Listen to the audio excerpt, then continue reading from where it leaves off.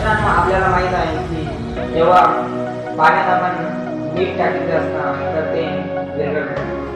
जर आपण तशाच प्रकारे एक्सपेरिमेंट पेट्रोल सोबत केला तर काय रिॲक्शन होते हे आपण पाहू.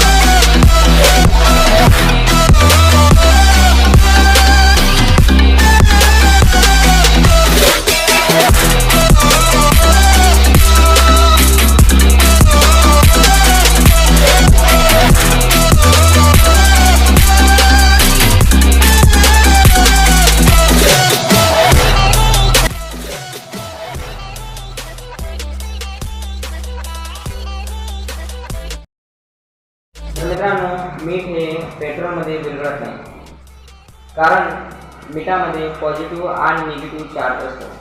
पण पेट्रोलमध्ये पॉझिटिव्ह आणि निगेटिव्ह चार्ज हा नसतो.